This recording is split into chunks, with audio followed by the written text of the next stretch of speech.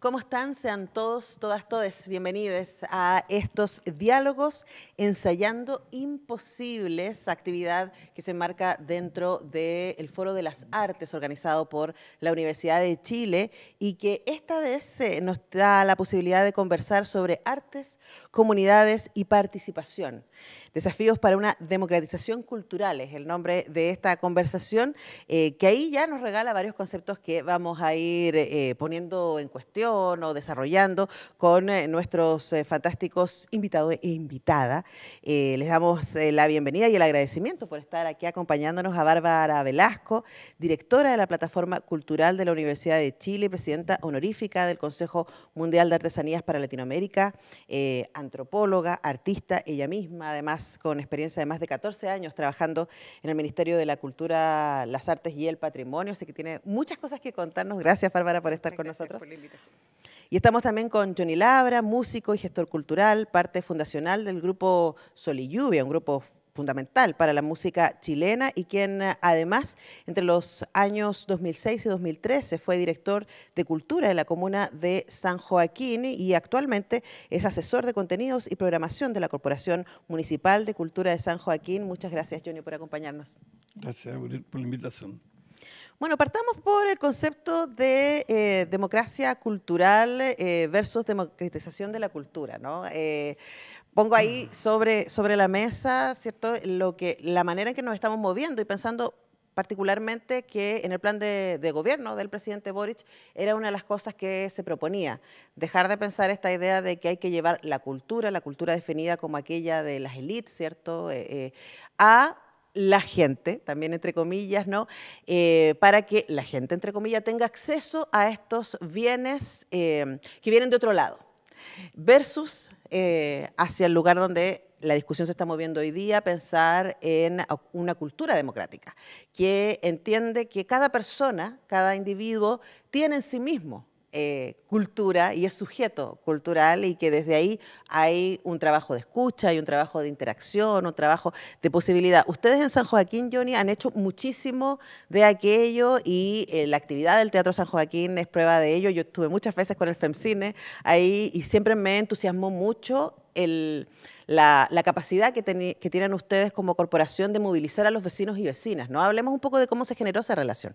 Sí, mira, yo creo que, bueno, tiene mucho que ver con la democratización de la cultura, en el fondo, porque la idea nuestra ha sido siempre no solo el acceso, sino que facilitar los espacios para que se produzca el proceso creativo. Y en eso hemos abierto nuestros espacios a las comunidades y las comunidades han podido expresarse de alguna manera y han podido tener, no sé, imagínate tener las condiciones necesarias como para poder desarrollar un proyecto artístico o un proyecto cultural. Yo creo que ha sido muy importante para esas comunidades. Por lo tanto, ese vínculo que se produce nos facilita el poder encontrarnos, el poder decir, el poder invitar y el poder tener una buena convocatoria, como tú dices. Pero yo creo que más que convocatoria nuestra, es el interés de la gente de estar, de participar, de conocer, de descubrir y también de construir, también de hacer.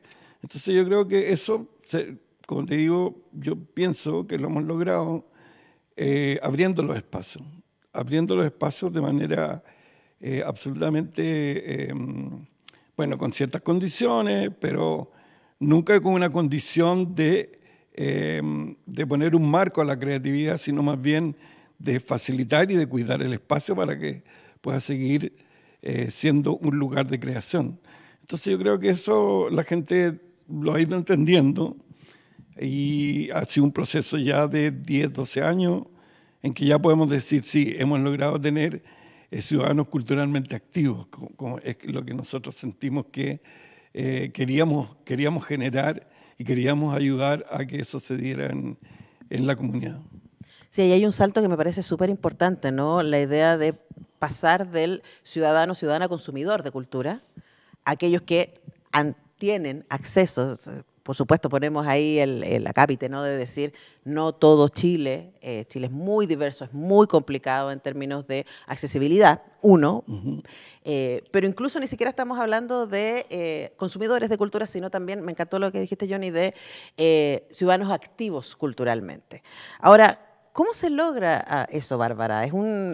Tenemos el ejemplo de lo que están haciendo en San Joaquín, pero a nivel más macro, desde las políticas públicas, ¿cómo se puede impulsar ese tipo de cambio? Yo sabes que creo que esa es una de las mayores complejidades que hay, entender que las políticas públicas son muy jóvenes en Chile. Y en realidad el concepto de políticas culturales es un concepto joven, no es un concepto que sea tan fácil de implementar en un contexto político cambiante normalmente, ¿no? O sea, yo creo que hay que ser muy claro en la lectura de los momentos y de los procesos que se están viviendo. Y que en un primer momento, cuando se instalan las políticas culturales desde una perspectiva del acceso, tenía que ver con una acción reparatoria. Era una acción reparatoria de devolver el proceso de creación a artistas que habían sido profundamente castigados en un proceso de dictadura.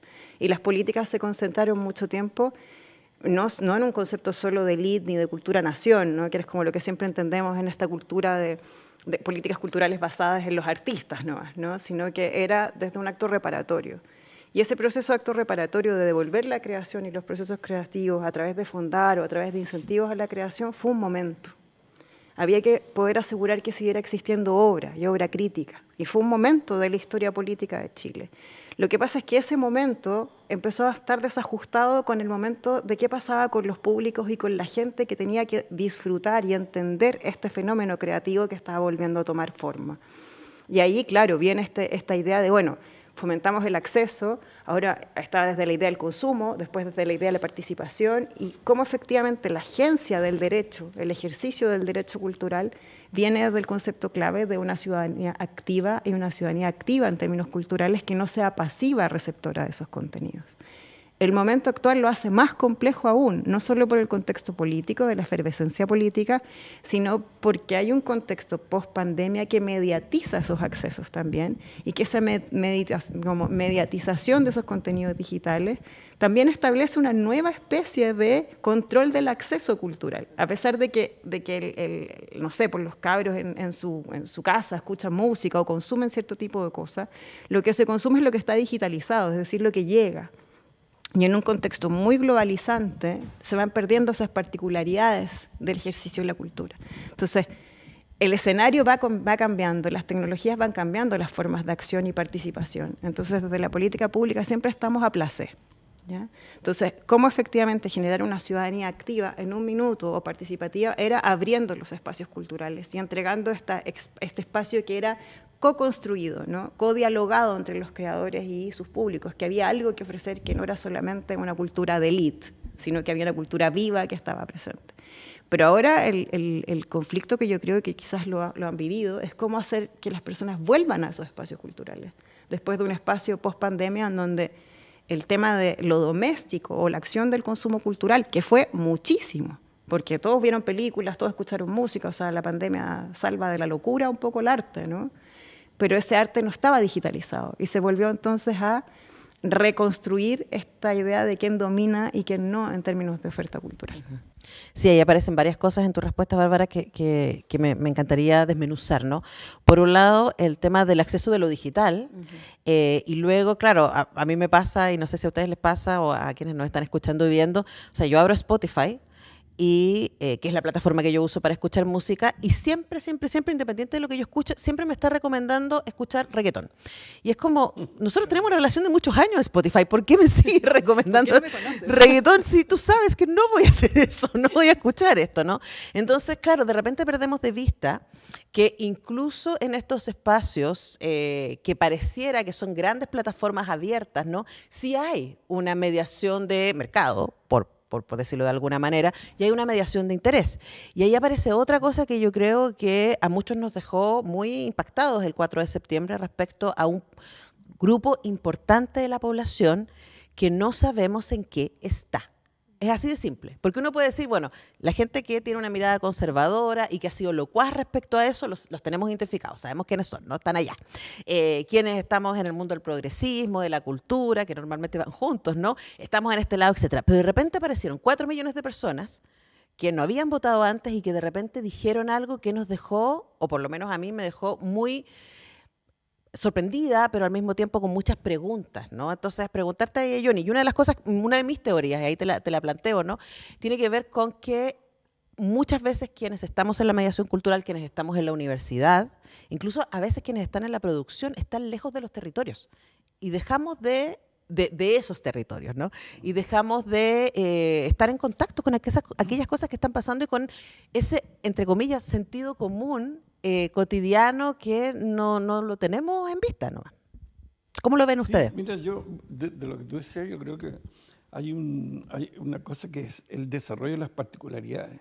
Yo creo que a lo mejor en un momento se creó un clima cultural importante que ayudó, como tú decías, a esta reparación cultural, de ese corte que se produjo en algún momento brutal de los tiempos de dictadura y retomar, se produjo un clima cultural distinto.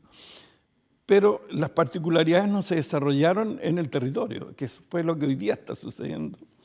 Y hoy día es lo interesante, pero como tú dices, claro, de nuevo tuvimos un golpe traumático con el plebiscito y claro, hay un mundo que desconocemos y que ese desconocimiento se produce porque tampoco tenemos medios de comunicación que nos permitan relevar lo que se está construyendo en términos culturales.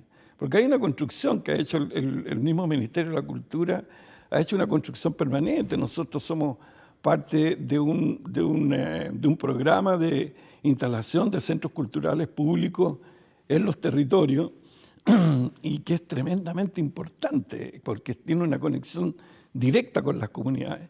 Pero sin embargo no tenemos medios de comunicación donde comunicar esto. Hoy día estamos aquí conversando, pero ¿por qué esto no se habla en todos lados? ¿Por qué esto no se hace más masivo? ¿Por qué no tenemos un canal de televisión? ¿Por qué no tenemos un desarrollo a la par con la industria cultural? Que tampoco ha tenido un gran desarrollo la industria cultural, pero en un momento se intentó hacer una mediación con respecto a desarrollar de manera más fuerte la industria cultural. Pero tampoco tenemos un consumo cultural tan importante, más bien es este consumo que tú decías con respecto a los medios digitales o a esta especie de globalización de una subcultura o una contracultura, que en el fondo, claro, a mí me pasa también lo mismo que te pasa a ti. O sea, tú prendís tu teléfono y te aparecen, y estáis buscando y te aparece, no sé, reggaetón todo el rato. O sea, la instalación de una cultura que ahora descubrimos y que está también en las comunidades, está instalada en las comunidades. Y que nosotros, de alguna manera, hemos ido abriendo espacios, pero indudablemente nos queda mucho por hacer. No tenemos los canales oficiales como poderlo desarrollar. Yo creo que es un gran problema. Y me parece que también el gestor cultural, también yo creo que ahí la academia tiene un déficit que suplir, es que hay que profesionalizar la vocación. Y yo creo que eso la academia tiene que asumirlo. El gestor cultural es un actor principal dentro de este engranaje de cómo hacer este vínculo con las comunidades y el arte y los artistas y la producción cultural. Y entonces yo creo que eso hay que tomarlo en serio y realmente profesionalizarlo y darle el nivel que tiene que tener para que pueda realmente generar un proceso social mucho más importante en términos de desarrollo cultural. Ahora, ahí también aparecen un par de cosas que hay que evidenciar, ¿no? Por un lado, todos los gestores y gestoras culturales que conozco nos hemos armado solitos y solitas, aunque hoy día existe, en la Universidad de Chile existe, cierto, un magíster en gestión cultural, pero a mí me da la impresión, y no conozco la malla, así que no, a veces sí invitada a hablar ahí el magíster, pero que también nos pasa un poco, también siento que estamos un poco a placé en la academia, porque se movió todo. Entonces, probablemente antes, cuando pensábamos en gestión cultural, pensábamos en aquella persona que hacía la mediación entre el arte, la producción cultural ya lista, con un público que estaba abierto a aquello, ¿no? Y hoy día parece que eso no es tan así. O sea, es como que parece que necesitamos, quienes hacemos mediación y gestión cultural, tener más herramientas, más móviles, ¿cierto? Más dinámicas respecto a lo que está pasando. Ahí te pregunto, Bárbara, ¿qué cosas deberíamos tener en cuenta pensando en que se ha movido el escenario? Sí, el tema de la gestión cultural se concentró en algún minuto en la estructura del manejo del financiamiento de proyectos. ¿Ya? O sea, Ármate el Excel. Sí, en realidad, por eso les digo que es bien importante entender los contextos para saber por qué estamos así, para no ser tan duros y críticos y a veces muy injustos con los propios logros que ha tenido este proceso de apertura. O sea, a mí me encanta que los cabros estén bailando coreano fuera el GAM, ¿no? Y ahora está pasando lo mismo en la plataforma. Hay cosas que van a suceder y que tienen que ir sucediendo. Y en eso tenemos que estar muy abiertos y atentos también nosotros a informarnos con nuevas cosas que suceden. Lo que sucede en términos culturales es tan híbrido, disperso, toma tantos lenguajes que son diferentes, que son inmersivos, que tienen que ver con los lenguajes más del videojuego, ¿no? Cómo entra la música también ahí, cómo entran las sensaciones que están presentes en los cabros. O sea, por algo tú veis los conciertos de, no sé, de reggaetón, que se repletan. No es que no exista consumo en esa línea.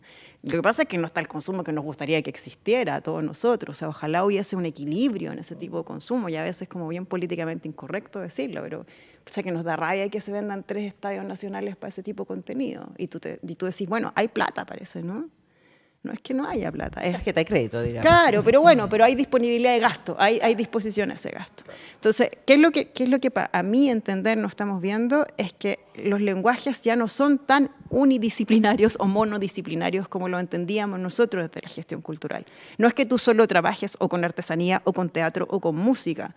Lo que está pasando es que todo está mucho más hibridizado como fenómeno de percepción y de goce en los cabros. O sea, o lo meten en cine, o lo ven en videojuegos, o lo escuchan. Todo tiene un relato que es mucho más disperso que lo que podíamos abordar desde un monoproyecto en la línea tanto, que tiene el financiamiento tanto y que cumple el objetivo tanto.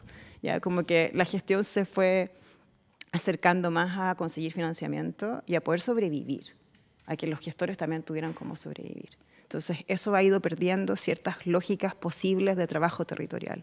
Y el trabajo territorial es duro. No es fácil, es una utopía así rosa pensar que trabajar en territorio es simple, que no se dan tensiones, que no involucra más trabajo, más vocación, más amor, más frustración constante. O sea, el trabajo con los territorios y con las comunidades involucra mucho más esfuerzo. Entonces, abrirse a dialogar involucra que ese diálogo a veces no te guste tanto. Sí, claro. ¿Ya? Entonces, o que lo que suceda te frustre más. Y en eso... ¿Por qué nos pasó esto con el 4 de septiembre? Yo vengo trabajando muchos años con comunidades rurales. A mí no me sorprendió tanto, ¿ya? Y es porque, en algún minuto lo hablamos un poco off the record, hay temas que son intransables. Más allá de que tengan agua o no tengan agua, es intransable que se metan con su religión. Es intransable que se metan con el concepto de que todo va a cambiar, porque ya ha sido mucho lo que ha cambiado. Entonces, esa inseguridad hace que la gente se repliegue. Chile es muchísimo más conservador de lo que nosotros quisiéramos. Entonces, hay temas que no pueden entrar. No puede entrar todavía el tema de religión tan fácilmente en comunidades rurales porque está muy fuerte el tema de la cultura evangélica. Muy fuerte, en comunidades indígenas también. Porque el concepto de lo nacional está muy arraigado con la lógica del campo. Entonces, ahí perdemos territorio con esa lógica del patrón de fondo y esta visión bien como nacionalista de lo que es Chile. Y además con la incerteza de que hay un tema de las confianzas de quien siempre te ha gobernado. Y ese discurso de que siempre te han gobernado en una cultura tan hacental como es Chile, es bien difícil de romper. Entonces son planos muy sutiles que a veces nosotros, desde nuestra soberbia intelectual, creemos que somos capaces de traspasar y comprender mejor que ese otro. Y ese otro siempre se va a tender a resguardar, porque no quiere más cambios, porque ha sido víctima constante de esos cambios. Entonces, hay esas lecturas, tú decís, bueno, a mí me pasaba mucho, yo no estoy de acuerdo con cómo piensan. Muchas veces cuando voy a zonas rurales o incluso en Latinoamérica, que veis tanta pobreza que te das cuenta que es parte de un sistema. Pero ese sistema está tan arraigado que es mucho más trabajoso llegar ahí. Y eso involucra un esfuerzo, una pasión, un amor y una disposición mayor desde que no necesariamente uno tiene el tiempo, la vocación y la disposición también de recursos para poder hacerlo. Esas son las dificultades. Claro, pero si pensamos que esa instalación de imaginarios, ¿cierto? Y de valores, como son ese concepto de nacionalismo, ¿cierto? Como es esa idea de religión, ¿cierto? Esa manera de entender comunidad también.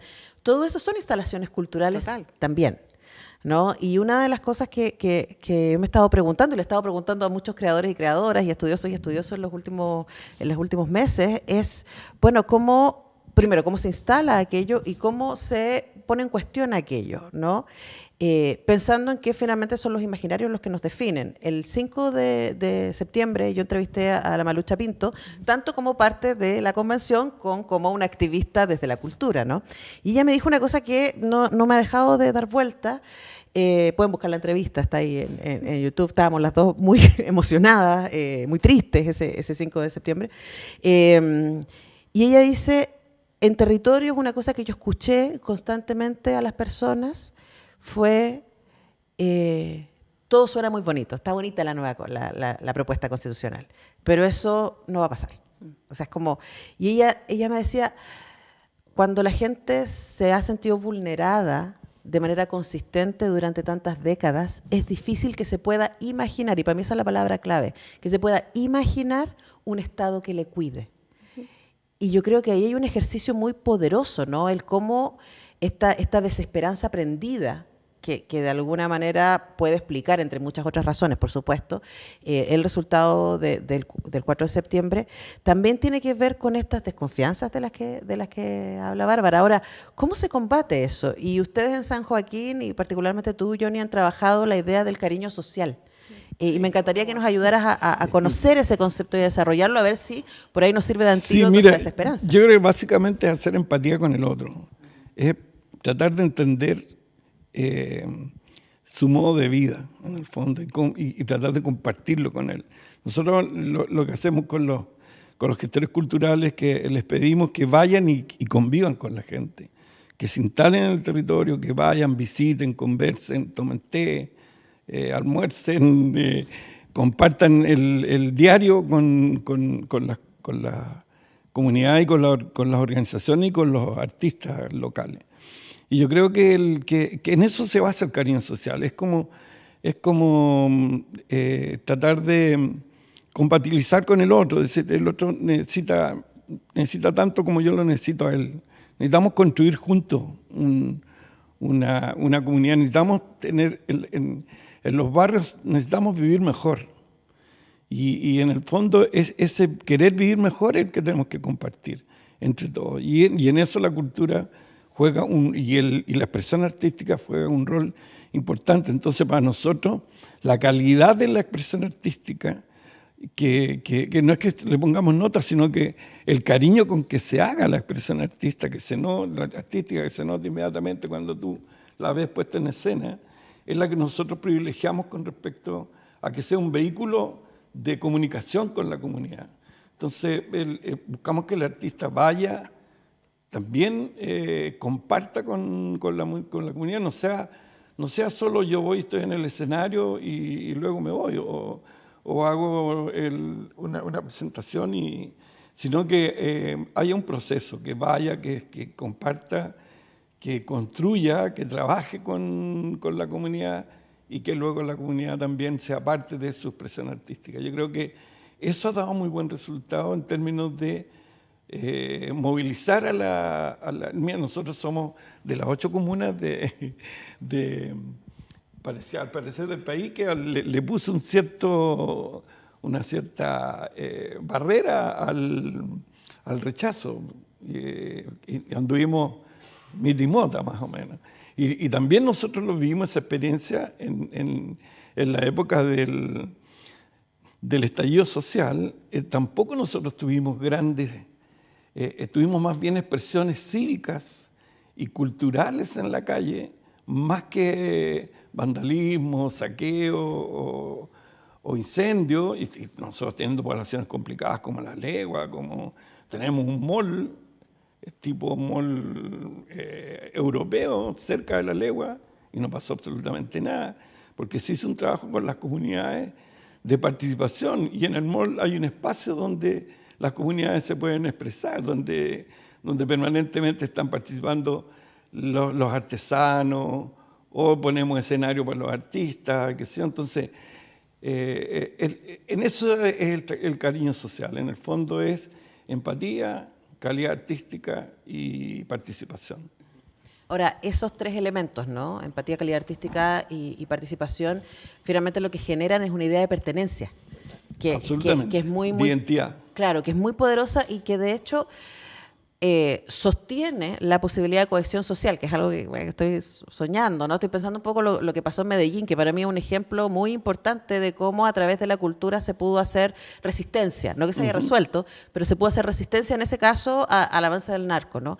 Y uno piensa, parte de las movilizaciones, de lo que vimos a partir del 2019 y del vandalismo, se podría explicar a través de esta idea de esto no es mío. O sea, este semáforo no es mío. Este signo pare no es mío. ¿Cierto? Está aquí para frenarme más que para cuidarme. Entonces, ¿cómo hacemos, Bárbara, para ir generando esos sentidos de pertenencia que son tan fundamentales? Justo estaba pensando exactamente lo mismo. Yo creo que el factor efectivamente del cariño, para no hablar de amor en este contexto, es muy importante. Puede ser amor, pero amor del bueno. Mira, yo he estado pensando harto esto desde que llegué a la plataforma, que es esta especie de edificio volador en un contexto que también, o sea, yo tengo la salida justo de los capuchos, o sea, también es algo, es como generar vínculo y factores protectores. Hagamos una pausa porque a lo mejor la gente no Sí, sabe lo que es la plataforma. Expliquemos de qué va. Ya. La plataforma cultural es un edificio que le costó muchísimo a la Chile poder sacar adelante un proyecto bicentenario que está emplazado en Grecia con los presidentes, en el campus Juan Gómez Millas, y que va a concentrar 3 unidades, que es la Cineteca de la Universidad de Chile, el Museo de Arte Popular Americano, que se va completo, con una sala de exhibición completa, y un espacio de realidad virtual y experimentación de realidad virtual.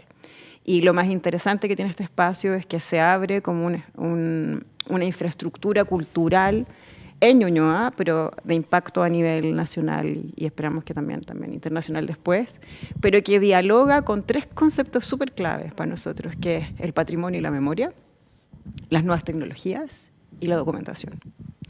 Y esa hibridación, por eso decía que es tan interesante encontrar lenguajes nuevos para ver cómo tú acercas estos valores en las nuevas estructuras de discurso que se están generando y en las nuevas expresiones.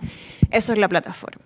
¿Cómo esta especie de búnker flotante que se aloja en Grecia establece un vínculo? Lo primero es que la propia comunidad universitaria desconoce sus propios patrimonios y sus propios valores. Entonces sí, bueno, partamos por casa, ¿no? Como que por ahí parten. Debemos conocer lo que somos, lo que hay, ampliemos este espacio y la idea después es efectivamente generar diálogo con los vecinos, ver cómo se va integrando y va ampliándose cada vez más a una lógica de la vinculación, la participación, la pertenencia y no esta idea de que te instalan un armatostre que es una batalla, ¿no? y que te viene a invadir visualmente tu territorio. Y eso es un ejercicio que requiere voluntad, que requiere disponibilidad y voluntad institucional, que cambia la lógica del concepto de vinculación, que es solo desde la vinculación universitaria hacia las instituciones o hacia acciones unidireccionales, obliga a él tener que haber procesos de retroalimentación y de escuchas, y tanto con instituciones como con los propios alumnos, con las propias facultades, que son pequeños territorios, pequeñas lógicas también. Entonces, y también romper un poco, yo no vengo del mundo de la academia, vengo del mundo de la gestión. Entonces me encuentro con este mundo repensado también, ¿no? Y sobrepensado muchas veces, en donde también las rupturas son, bueno, ¿cuál es el rol entonces de la universidad desde todo el conocimiento que genera para generar vanguardia en las formas de hacer?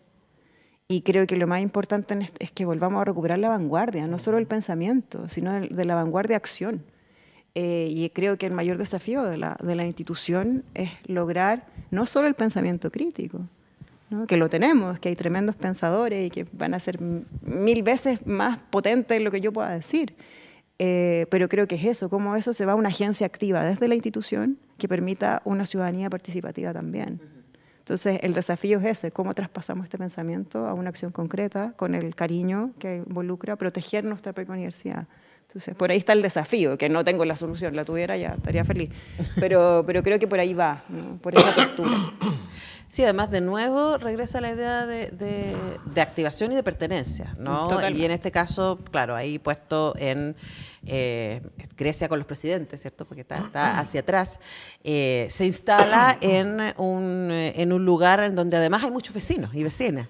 Es un lugar que, claro, el Juan Gómez Milla está instalado ahí como al medio y quienes de alguna u otra manera somos parte de esa comunidad, desde la universidad tenemos una manera de habitar, pero luego están los vecinos, Sí. ¿no? Y hay una cosa que a mí también me cruza, y insisto, va a aparecer muchas veces en esta conversación, en lo que nos quedan unos 10 minutos, es la idea de nuevo de pertenencia. Y por ejemplo, Bárbara hablaba de les chiques bailando K-pop ahí en el GAM, ¿no? Y a mí lo de que el pop me fascina como fenómeno. Me he sentado a conversar con adolescentes así como, explícame por qué te gusta. Y claro, hay dos cosas que a mí me parecen fascinantes. Hay una es, bueno, hay un Estado que le puso plata, así como significativamente plata a esa industria cultural, tanto desde la música como desde el cine. O sea, no es casual, ¿no? que se hayan llevado un Oscar hace un par de años, ¿no? Hay como plata porque entienden que hay una industria que genera más plata, pero también que genera una imagen país que es poderosa. Pero luego a mí no me deja de fascinar, a propósito de estos chicos que ganaron ahora, y felicitaciones a ellos, por supuesto, este concurso de baile K-pop, chilenos, es como, ¿dónde está el nexo? ¿Por qué en Chile adolescentes se sienten identificados con aquello que debería resultar la otredad misma, ¿no? Y ahí te aprovecho de preguntar también, Johnny, desde tu ejercicio como creador y como músico, o sea, con Sol y Lluvia también ustedes generaron esta cuestión de pertenencia profunda y todavía la gente canta como himnos sus canciones porque hay un sentido de esto es mío, ¿no? Sí, claro. ¿Cómo se genera eso? El tener como un sonido chileno, es algo como el haber hecho un timbre sonoro que era muy especial, que era como esos tambores que mezclaban bombos legüeros con cultrunes, que era más bien telúrico, y basado en un neofolclor muy de escuela como los Jaivas, Congreso, o toda esa escuela que hace fusión entre folclore y nosotros un poco también de rock. Éramos veníamos de las tendencias de los Creedence de los años 70, entonces era como un poco, es el campo o lo rústico de la comunidad hecho música, eso era, y así de manera espontánea. Yo creo que a mí también me impresiona y como tú dices, creo que fundamentalmente es una cuestión de inversión de recursos y de generar una industria. Y yo creo que en Chile estamos al debe con la industria cultural, o sea, hay a nosotros o a cualquiera de los artistas o creadores o empresas culturales, incluso los gestores o las comunidades, hay poco acceso a recursos. O sea, no hemos podido generar una industria cultural, un mercado cultural importante, ¿no? Todavía estamos al debe con eso, todavía nos invaden y claro, las transnacionales y ponen 3, 4, 5 conciertos fácilmente y nos invaden culturalmente. Yo creo que es una invasión cultural más bien. Y que nosotros estamos al debe con levantar lo que particularmente somos. Porque este es un fenómeno de la globalización y que además la pandemia lo puso, lo virtual se puso en la mesa. Y al final todo el mundo tuvo que recorrer el mundo frente a sus computadores durante el tiempo de confinamiento y tuvo que empezar a mirar en otros lados. Yo creo que eso fue en parte bueno también, en parte abrió un nuevo mundo de comunicación también, abrió un nuevo mundo virtual que teníamos que tomarlo y de alguna manera procesarlo. Yo creo que a nosotros nos pasó, nosotros teníamos una población en la comuna de muchos adultos mayores, es una comuna que ha ido como, hoy día se está repoblando, pero ha ido como vaciándose de la capa más joven, sale a vivir en otros lugares, y se va quedando como estacionados los adultos mayores, tenemos muchos adultos mayores. Entonces la brecha digital era tremendamente grande para nosotros, todavía es. Pero sin embargo se instaló. Y sin embargo hoy día todos andan con su celular y todos andan conectados y podemos hacer un WhatsApp y podemos ya tener herramientas de comunicación y podemos, nuestra promoción está basada básicamente en lo virtual. Ya casi no hacemos papel, hacemos muy poco papel. Y está basado en lo virtual porque estamos todos conectados, ya la gente se conectó definitivamente. Entonces, claro, como tú decías, Bárbara, son elementos que hoy día hay que tomar en cuenta. Yo creo que hoy día tenemos que estar atentos permanentemente a lo que está pasando, estar absolutamente no rígidos, sino que yo creo que convirtiendo también nosotros desde las comunidades siendo vanguardia en lo que estamos haciendo. Y yo creo que eso exige permanentemente escuchar y estar atento.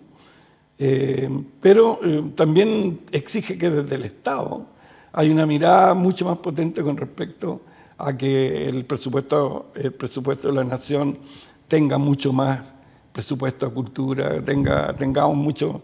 Nosotros como centros culturales solo tenemos la subvención que nos da el municipio, pero no tenemos una subvención estatal del Estado que nos permita generar contenido, sino que tenemos que estar todo el tiempo en este vaivén entre lo político y lo que realmente queremos hacer como una expresión real, concreta, más democrática, pero también tenemos esa conexión con el poder político que de alguna manera también te va regulando lo que tú vas haciendo. Entonces, creo que hoy día, ojalá pudiéramos tener una mirada, y se ha ido creciendo. Yo creo que igual hemos ido avanzando. Como tú decías, tenemos un proceso nuevo, un proceso que no tiene muchos años, el proceso cultural en Chile, que nació de manera reparatoria, pero que hoy día es un proceso abierto, híbrido, absolutamente híbrido, y que tenemos que estar atentos y ojalá que podamos tener un sostén comunicacional mucho más poderoso que el que tenemos hoy día. Sí, de hecho yo quería cerrar por ahí, ¿no? Porque una cosa que a nosotros nos pasa en Radio Universidad de Chile y también ahora en el canal es ver la tremenda cantidad de contenidos que existen, la tremenda cantidad de artistas, creadores y creadoras de los distintos ámbitos y la falta de espacio que hay para ellos, ¿no? Entonces yo pensaba respecto al 4 de septiembre y respecto al K-pop, ¿no? O porque cuando yo hago clases o talleres para adolescentes les hace mucho más sentido que hablemos de Harry Potter que hablemos de las películas de Claudia Guayquimilla, que también están protagonizadas por adolescentes y en este caso chilenos y estupendas películas, Mala Junta y Mis hermanos sueñan despiertos, que aprovecho de recomendárselas, ¿no? Pero ahí uno dice, bueno, hay una construcción de sentido que hace que aquello ajeno me resulte familiar. Y eso tiene muchísimo que ver con los medios de comunicación. Yo pensaba también, ¿por qué? Ok, pero ataque de fake news durante la campaña del rechazo, es verdad. Pero esas fake news hicieron sentido. A la gente le hizo sentido pensar que iban a ver, que iban a cambiar la bandera, ¿cierto? Que se iba a poder abortar hasta los 9 meses. O sea, hay algo ahí que se ha generado y se ha generado del discurso. Y a mí me da la impresión, Bárbara, y quizás esto para cerrar, ¿no? Que pareciera haber una distancia entre pensar en políticas culturales y pensar en políticas comunicacionales. Y el vínculo profundo que existe entre una cosa y otra para la protección de la democracia, ni más ni menos. Yo creo que hay una brecha un poco cada vez más amplia, ¿no? Porque, bueno, ¿por qué se hacen tan familiares cosas que son globales? Porque finalmente aquí apelan a la construcción de un personaje, y ese personaje sí que es global. Ese personaje es un niño con rostro de una forma que estéticamente se mueve, te generan una forma de moverte en el mundo que puede ser una máscara. ¿Ya? Y a mí me parece muy interesante cuando uno empieza a hablar de qué es lo que está pasando con los cabros en los colegios, cuando tú ante la violencia, en un contexto post-pandemia súper violento que pasó, el tema de la construcción de autopersonajes, de ir vestidos, de ir disfrazados, de caracterizarse, de generar una identidad que sea más transversal y que no necesariamente sea tan dialogante. Justo el otro día hablábamos así sobre qué pasa con las nuevas tecnologías y con los adolescentes que generan diálogos en donde donde sienten esa pertenencia en Corea y se sienten mucho más pertenecientes a ese mundo que a su propia comunidad local. Entonces generan, obviamente, maravilloso que tú encuentres que todo el mundo piensa como tú en ese mundo, pero tú tienes que dialogar con la gente que no piensa como tú, que está en tu territorio. Y nos ha ido generando cada vez más intolerancias, porque creemos que tenemos que convivir solo con la gente que piensa como uno, estéticamente, que se mueve como uno, que baila como uno, ¿no? Entonces, eso es quizás uno de los elementos que nos va a problematizar el tema de la necesidad de comunicar bien lo que se hace, de tener un diálogo constante entre los medios de comunicación y no estar siempre a placer. Es una obligación constante estar retroalimentándonos lo que está sucediendo y los nuevos códigos. Y ahí la política pública y la institucionalidad pública es muy lenta. Es muy reactiva a 10 años, yo creo que está siempre a placer. Y ahí nos obliga a la academia, a las instituciones que quizás tienen esa posibilidad de dialogar mucho más desde lo que está sucediendo, desde la teoría crítica o desde el metaverso o desde las utopías nuevas, ver qué es lo que va a pasar entonces y cómo hay que establecer un nuevo vínculo comunicacional y una nueva alerta constante de lo que sucede. Y volver a ser la vanguardia. Yo creo que eso tiene que ser. Hay forma en que se reinterpreta todo. O sea, el movimiento del reggaetón chileno está súper fuerte. Es una industria. Entonces, algo está pasando, algo se está interpretando con ese tipo de liderazgo en las comunidades, que saca mucho voz de esa forma. O sea, nos obliga a estar mucho más abiertos a nosotros, a estar atentos y a tener una postura mucho más fluida en nuestra forma de entender la cultura también. Y probablemente más humilde, ¿no? También. Yo creo que hay un elemento ahí que también nos va a tener que sacar, y lo digo como alguien que pertenece a la academia, y además a la gestión cultural, como que nos va a tener que sacar de nuestro lugar de comunidad. A mí no me gusta el trap como expresión musical, pero yo debería hacer el ejercicio de escuchar y decir, bueno, pero ¿qué están diciendo? ¿Por qué esto funciona? ¿No? Porque hay gente que se identifica con aquello. Ahí hay tareas que hacer, y yo creo que tenemos que exponernos a la incomodidad y también tenemos que exponernos a dejar nuestra soberbia de lado, que históricamente es muy bueno. Nosotros sabemos, ¿no? Vamos a ir a las comunidades y nosotros le vamos a mostrar a las comunidades qué es lo que tienen que ver, qué es lo que tienen que escuchar, porque esto que nosotros creemos que es bueno, es lo bueno. Yo creo que también hay que fomentar el riesgo. Sí, Yo creo que hoy día no hay mucho riesgo. Hay como una sociedad del bienestar que se estableció y que, tú lo ves, no hay riesgo de generar medios de comunicación nuevos, no hay como... Hay pocas ganas de arriesgarse. Entonces yo creo que ojalá podamos fomentar el riesgo y decir ya, hagámoslo, ya, juguémoslo. Juguemos. Echamos vanguardia, vamos adelante. Sí. Yo creo que eso es lo que tenemos que recuperar. Bueno, hay que recuperar la esperanza, hay que recuperar también la idea de resistencia, probablemente, ¿no? Y pensar que quienes hacemos cultura, gestionamos cultura o nos identificamos con aquello, tenemos un rol súper importante. Yo de verdad pienso en la cultura como un espacio de cohesión social y de diálogo democrático, sin la cual de verdad estamos perdidos como comunidad y como comunidades. Así que tarea para hacer, pero espero que esta conversación les haya servido. Por supuesto, no instalamos respuestas, sino muchas preguntas, porque finalmente en eso estamos. Bárbara Velasco, muchas gracias. Yonel Abra, muchísimas gracias. Gracias, por supuesto, a la facultad, al Departamento de Música que nos recibió acá en la hermosa sala Isidora Segers y a la invitación del Foro de las Artes para esta conversación. Nos encontraremos pronto.